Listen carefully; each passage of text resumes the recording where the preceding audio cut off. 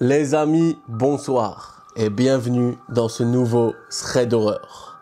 Vous avez été nombreux à aimer le premier, vous m'avez pas mal mis de commentaires très intéressants, dont vous kiffez, mais vous m'avez tous dit les histoires sont trop courtes. Eh ben on a remédié à ça. Aujourd'hui on va raconter une histoire longue, donc accrochez-vous bien, c'est l'histoire du tueur du samedi soir. Donc, si vous kiffez toujours ce genre de contenu, abonne-toi, mets ton pouce bleu, la petite cloche et mets un petit commentaire.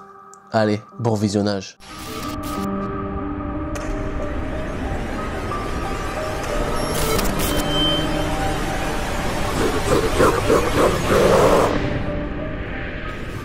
Au Pays de Galles, dans les années 70, un monstre rôdait. Il ne frappait qu'un soir par semaine, toujours le même soir, le samedi. Et du coup, cet homme, ce monstre, on l'a surnommé le tueur du samedi soir. Mais le plus terrifiant, c'est que ce tueur, il n'a jamais été arrêté. Jamais.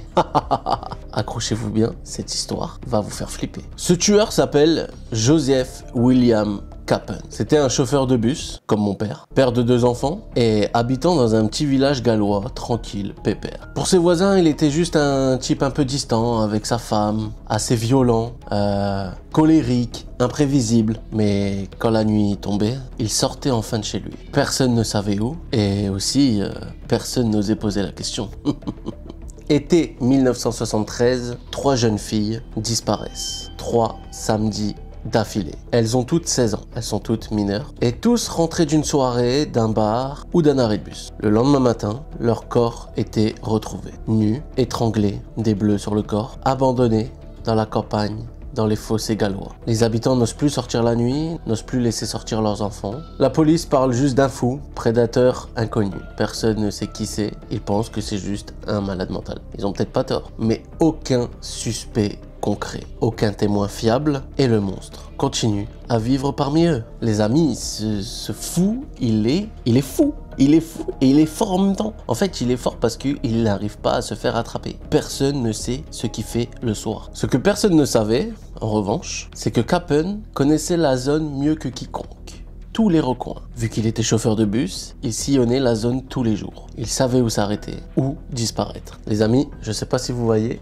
je suis en train de raconter cette histoire à l'heure actuelle. Ma light est en train de faire des trucs bizarres. Continuons. Plusieurs filles racontent que un homme les suivait en voiture. Un homme au regard vide, aux cheveux sombres, avec un accent du coin, un accent gallois. Certaines ont survécu, mais elles n'ont jamais porté plainte. Trop peur, trop honte. Les amis, comment tu peux être... Alors, je me mets à la place des filles, y a pas de souci là-dessus. Je comprends que tu peux avoir honte, que tu peux avoir peur, mais il faut en parler. Des choses comme ça, il faut en parler et il faut y aller directement à la police. Parce que si c'est pas avec toi, ça sera avec une autre et ça ne peut jamais s'arrêter jusqu'à temps que le mec se fasse tuer ou il s'arrête de lui-même. Et Kappen, lui, continue sa vie de chauffeur de bus, pépère. Comme si de rien n'était. En 1990, Joseph Kappen meurt d'un cancer du poumon. Personne, mais personne de ce village viennent de comprendre qu'ils ont enterré un tueur en série. Ils ont enterré Joseph William Kappen. L'affaire, elle devient un cold case. Une affaire que tout le monde parle,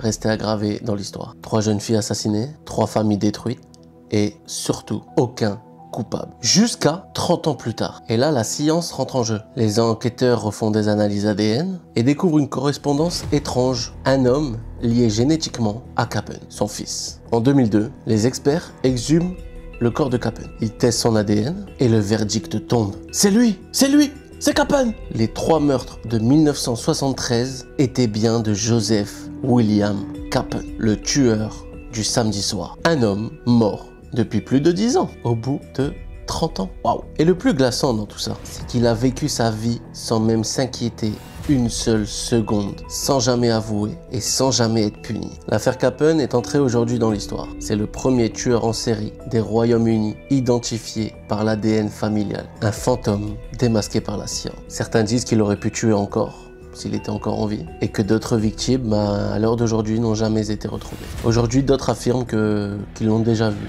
la nuit. D'autres affirment qu'ils ont vu la nuit une silhouette sur le port de Talbot, un homme seul, fumant une cigarette, et qu'à chaque bouffée de cigarette, ils entendent sonner les cloches du samedi soir. Alors, si cette histoire t'a glacé le sang, si cette histoire t'a plu, de Joseph William Kappen, le tueur en série du samedi soir qui n'a jamais été retrouvé, abonne-toi, laisse un pouce bleu, mets la petite cloche, mets des commentaires. Parce que des tueurs comme celui-là, le monde en est rempli. Tout de suite, passons à l'histoire numéro 2.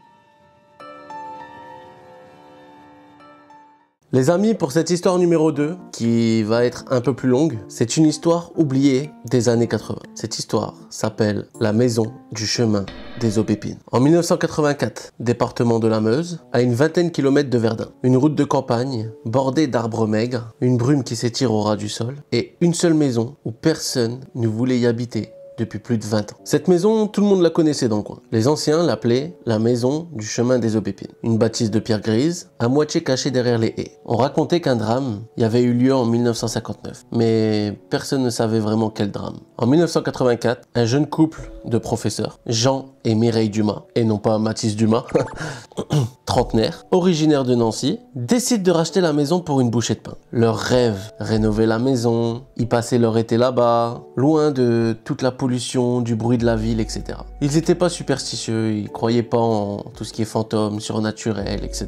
Mais ils y croyaient aux histoires de village. Mais ce qu'ils allaient découvrir là-bas allait les marquer à vie. Leur première visite eut lieu un samedi de mars 1984. Jean se souvient encore du silence en descendant de la voiture. Pas un oiseau, pas un seul bruit d'insecte, juste le bruit du vent. La maison semblait les attendre, bizarrement. Les volets pendaient, les pierres étaient noircies et la porte d'entrée gonflait d'humidité. À l'intérieur de la maison, il y avait cette odeur, un mélange de poussière, de terre et d'autre chose. Quelque chose de ferreux, comme du sang ancien. Les pièces étaient vides, enfin presque. Dans le grenier, sous un vieux drap, Jean découvre une chaise d'enfant. Les gars, juste à raconter cette histoire, j'ai des frissons. Une toute petite chaise en bois et avec un prénom dessus. Un prénom gravé au couteau maladroitement. Élise. Prénom gravé sur cette chaise est Élise. Alors il demande à l'agent immobilier si quelqu'un avait habité ici avec une petite fille qui s'appelait Élise. Le type hésita, il leur dit vaguement et il leur répondit ah oui, je crois qu'il y avait une famille avant, mais ça fait longtemps et cette famille est partie du jour au lendemain. Jean haussa les épaules. Mireille, elle, resta fixée sur la chaise un long moment, sans rien dire. Le couple s'installa pour l'été. Le premier jour à la maison furent presque heureux. Le jardin, les repas dehors, les travaux à deux, mettre en peinture, faire la décoration. Mais dès la troisième nuit, quelque chose changea. Mireille raconta avoir entendu des bruits de pas à l'étage, alors que Jean dormait à côté. Des pas légers, d'enfants. Et parfois un grincement, comme si quelqu'un se balançait doucement sur une chaise. Jean pensait d'abord à un animal, à quelque chose de coincé dans le grenier. Mais le lendemain, il monta avec une lampe dans ce fichu grenier. Rien à signaler. Sauf la petite chaise, placée différemment, cette fois contre le mur. Les amis, ça commence à être temps d'axe. Oui. Un matin, une vieille dame du village, Madame Rebourg, s'arrêta devant le portail. Elle regarda la maison longtemps avant de dire « C'est ici que vivait la famille Lefebvre. Vous ne le saviez pas ?» Non, bien sûr que non, qu'ils ne savaient pas. Alors la vieille raconta qu'en 1959, les Lefebvre étaient venus s'installer avec leur fille Élise, une enfant de 7 ans, et un hiver, le père a perdu la tête. On n'a jamais su pourquoi. Ce père, le papa d'Élise, avait tué sa femme et s'était pendu au grenier. Et la petite Élise, elle, avait disparu et n'a jamais été retrouvée. Mireille sentit un frisson lui traverser le cou et d'un coup hurla « La chaise !» Jean, qui enseignait la physique, installa un magnétophone dans le grenier. Il voulait juste enregistrer les bruits la nuit pour rassurer sa femme Mireille. L'enregistrement dura toute la nuit. Quand ils l'écoutèrent le lendemain, il n'y avait pas un bruit. Rien. Silence. Puis vers 2h37 du matin, un son très léger, une voix d'enfant qui chuchote. « J'ai froid, j'ai froid !» Le son était bref, à peine audible.